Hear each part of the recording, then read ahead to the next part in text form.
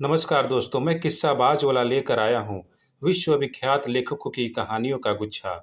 दोस्तों, अगर हमारी कहानी आपको पसंद आए तो इसे लाइक, सब्सक्राइब और शेयर ज़रूर करें।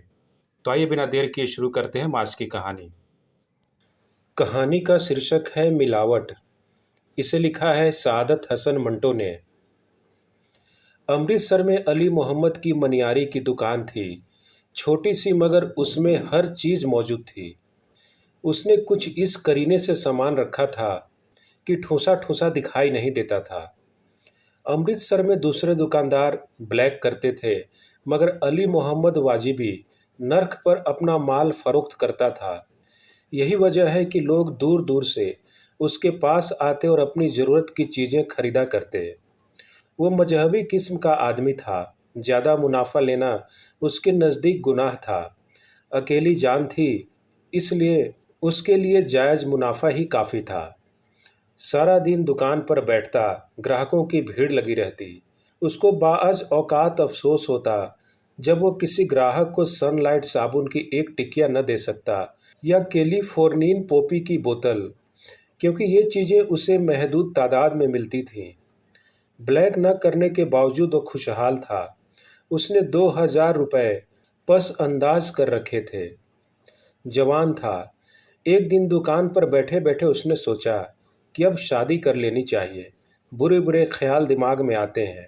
शादी कर लूँ कि ज़िंदगी में लताफत पैदा हो जाएगी, बाल बच्चे होंगे, उनकी परवरिश के लिए मैं और ज़्यादा कमाने की कोशिश करूँगा। उसके वालिदैन अरसा हुआ अल्लाह को प्यारे हो चुके थे। उसकी कोई बहन न थी, न भाई। वो बिल्कुल अकेला था। शुरू शुरू में, जबकि वो 10-12 बरस का था, उसने अखबार बेचने शुरू किए। इसके बाद खवांचा लगाया, कुल्फियाँ बेची। जब उसके पास 1000 रुपया जमा हो गया तो उसने एक छोटी सी दुकान किराए पर ले ली और मनियारी का सामान खरीद कर बैठ गया। आदमी ईमानदार था। उसकी दुकान थोड़े ही अरसे में चल निकली। जहाँ तक आमदनी का ताल्लुक था, वो उससे बेफिक्र था, मगर वो चाहता था घर बसाए, उसकी बेबी हो, बच्चे हों, और वो उन दिन के लिए ज़्यादा से ज़्यादा कमाने की कोशिश करे। इसलिए कि उसकी ज़िंदगी मशीन ऐसी बन गई थी। सुबह दुकान खोलता, ग्राहक आते, उन्हें सौदा देता, शाम को दुकान बंद करता और एक छोटी सी कोठरी में, जो उसने शरीफ पूरा ले रखी थी, सो जाता। सिर्फ एक वक्त सुबह नाश्ता जैमल सिंह के कटड़े में शाभे हलवाई की दुकान में करता। दुकान खोलता और शाम तक अपनी गद्दी पर बैठा रहता। उसके अंदर शादी की ख्वाहिश सिद्दर इख्तियार करती गई, लेकिन सवाल यह था कि इस मामले में उसकी मदद कौन करे। अमृतसर में उसका कोई दोस्त यार भी नहीं था जो उसके लिए कोशिश करता। वो बहुत परेशान था।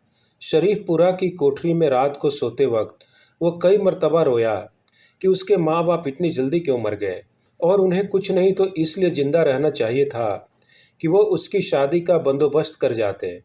उसकी समझ में नहीं आता था कि वो शादी कैसे करे। बहुत देर तक सोचता रहा। इस दौरान में उसके पास 3000 रुपये जमा हो गए। उसने एक छोटे से घर को, जो अच्छा खासा था, किराए पर ले लिया, मगर रहता वो शरीफपुरे में ही था। एक दिन उसने अखबार में एक इश्तिहार देखा जिसमें लिखा था कि शादी के ख्वाहिशमंद हजरात हमसे रजू करें। बीए पास लेडी डॉक्टर, हर किस्म के रिश्ते मौजूद हैं। खतो किताबत कीजिए या खुद आके मिलिए।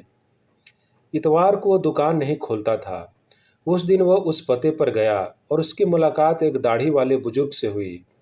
अली मोहम्मद ने मुद्दा बयान किया। दाढ़ी वाले बुजुर्ग ने मेज़ का दराज खोलकर 20-25 तस्वीरें निकाली और उसको एक एक करके दिखाई कि वह इनमें से कोई पसंद करे। एक लड़की की तस्वीर अली मोहम्मद को पसंद आ गई। छोटी उम्र की और खूबसूरत थी। उसने शादियां कराने वाले एजेंट से कहा, जनाब, ये लड़की मुझे पसंद है। एजेंट मुस्कुराया, तुमने एकदम हीरा चुन लिया है। अली मोहम्मद को ऐसा महसूस हुआ कि वो लड़की उसकी आगोश में है। उसने गटकना शुरू कर दिया। बस जनाब, आप बात पक्की कर लीजिए। एजेंट संजीदा हो गया। देखो बरखुदार, ये लड़की तुमने चुनी है। इलावा हसीन होने के बहुत बड़े ख़ानदान से ताल्लुक़ रखती हैं, लेकिन तुमसे ज़्यादा फीस नहीं मांगूंगा। आपकी बड़ी नवाजिश है। मैं यतीम लड़का हूँ।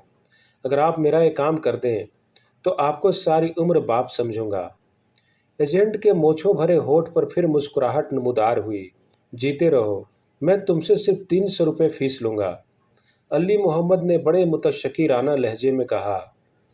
जनाब का बहुत बहुत शुक्रिया, मुझे मंजूर है। यह कहकर उसने जेब से 300 रुपये के नोट निकाले और उस बुजुर्गवार को दे दिए। तारीख मुकर्रर हो गई, निकाह हुआ, रुखसती भी हुई। अली मोहम्मद ने वो छोटा सा मकान किराए पर ले रखा था, अब सजा सजाया था। वो उसमें बड़े चाव से अपनी दुल्हन को लेकर आया। पहली रात का तबस्सुर मालूम नहीं, उसके दिलो दिमाग में किस्म किस्म का था। मगर जब उसने दुल्हन का घूंघट हाथों से उठाया तो उसको गश आ गया। निहायत बदशक्ल औरत थी। सरीहन उस मर्द बुजुर्ग ने उसके साथ धोखा किया था। अली मोहम्मद लड़खड़ाता कमरे से बाहर निकला और शरीफ पूरे जाकर अपनी कोठरी में देर तक सोचता रहा कि ये हुआ क्या है। लेकिन उसकी समझ में कुछ भी न आया। उसने अपनी दुकान न खोली। 2,000 रुपये वो अपनी बीवी का हक महर अदा कर चुका था। 300 रुपये उस एजेंट को। अब इसके सिर्फ 700 रुपये थे, जो इस कदर दिल बर्दाश्ता हो गया था कि उसने सोचा शहर ही छोड़ दे। सारी रात जागता रहा और सोचता रहा। उसने फैसला कर ही लिया। सुबह 10 बजे उसने अपनी दुकान एक शख्स के पास 5,000 रुपये में, यानी औने पौने दामों में बेच दी और टिकट कटवार कर लाहौर चला आया। लाहौर जाते हुए गाड़ी में किसी जेब कतरे ने बड़ी सफाई से उसके तमाम रुपए गायब कर दिए। वो बहुत परेशान हुआ, लेकिन उसने सोचा कि शायद खुदा को यही मंजूर था। लाहौर पहुंचा तो उसकी दूसरी जेब में जो कतरी नहीं गई थी, सिर्फ 10 रुपए और 11 आने थे। उससे उसने चंद रोज गुजारा किया, लेकिन बाद में फाकों की नौबत आ गई। इस दौरान में उसने कहीं न कहीं मुलाजिम होने की बहुत कोशिश की। वो इस कदर मायूस हो गया कि उसने खुदकुशी का इरादा कर लिया। मगर उसमें इतनी जुर्रत नहीं थी कि उसके बावजूद एक रात वो रेल की पटरी पर लेट गया। ट्रेन आ रही थी, मगर कांटा बदला और वो दूसरी लाइन पर चली गई कि उसे इधर ही जाना था। उसने सोचा कि मौत भी धोखा दे जाती है। चुनांचे उसने खुदकुशी का ख्याल छोड़ दिया और हल्दी और मिर्च पीसने वाली एक चक्की में 20 रुपये माहवार पर मुलाजमत इख्तियार कर ली। यहाँ उसे पहले ही दिन मालूम हो गया कि दुनिया धोखा ही धोखा है। हल्दी में पीली मिट्टी की मिलावट की जाती थी और मिर्चों में सुर्ख ईंटों की। 2 बरस तक वो इस चक्की में काम करता रहा। उसका मालिक हर महीने कम अज कम 700 रुपये माहवार कमाता था। इस दौरान में अली मोहम्मद ने 500 रुपये पस अंदाज कर लिए थे। एक दिन उसने सोचा, जब सारी दुनिया में फरेब ही फरेब है तो वो भी क्यों न फरेब करे। उसने चुनांचे एक अलहदा चक्की कायम कर ली और उसमें मिर्च और हल्दी में मिलावट का काम शुरू कर दिया। उसकी आमदनी अब काफ़ी माकूल थी। उसको शादी का कई बार ख्याल आया, मगर जब उसकी आंखों के सामने इस पहली रात का नक्शा आया तो वह कांप कांप गया। अली मोहम्मद खुश था। उसने फरेबकारी पूरी तरह सीख ली थी। उसको अब उसके तमाम गुर मालूम हो गए थे। एक मन लाल मिर्च में कितनी ईंटें पीसनी चाहिए, हल्दी में कितनी जर्द रंग की मिट्टी डालनी चाहिए, और फिर वहाँ का हिसाब, ये अब उसको अच्छी तरह मालूम था। लेकिन एक दिन उसकी चक्की पर पुलिस का छापा पड़ा। हल्दी और मिर्चों के नमूने बोतलों में डालकर मुहर बंद किए गए, और जब केमिकल एग्जामिनर की रिपोर्ट आई कि इनमें मिलावट है, तो उसे गिरफ्तार कर लिया गया। इसका लाहौर में कौन था जो उसकी जमानत देता। कई दिन हवालात में बंद रहा। आखिरकार मुकदमा अदालत में पेश हुआ और उसको 100 रुपया जुर्माना और 1 महीने की कैद बामुशक्कत की सजा हुई। जुर्माना तो उसने अदा कर दिया, लेकिन 1 महीने की कैद बामुशक्कत उसे भुगतनी ही पड़ी। यह 1 महीना उसकी ज़िंदगी में बहुत कड़ा वक्त था। इस दौरान वो अक्सर सोचता था कि इसने बेईमानी क्यों की, जबकि इसने अपनी ज़िंदगी का ये उसूल बना लिया था कि वो कभी खराब कारी नहीं करेगा। फिर वो सोचता है कि उसे अपनी ज़िंदगी ख़त्म कर लेनी चाहिए, इसलिए कि वो इधर का रहा न उधर का रहा। उसका किरदार मजबूत नहीं, बेहतर यही है कि मर जाए, ताकि उसका ज़हनी इज़्तिराब ख़त्म हो। जब वो जेल से बाहर निकला तो वो मजबूत इरादा कर चुका था कि खुदकुशी कर लेगा, ताकि सारा झंझट ही खत्म हो। इस गर्ज के लिए उसने 7 रोज़ मजदूरी की और 2-3 रुपए अपना पेट काट काट कर जमा किए। उसके बाद उसने सोचा, कौन सा जहर होगा जो कार आमद हो सकता है। उसने सिर्फ एक ही जहर का नाम सुना था, जो बड़ा कातिल होता है। संख्या, मगर ये संख्या कहाँ से मिलती? उसने बहुत कोशिश की। आखिर उसे एक दुकान से संख्या मिल गई।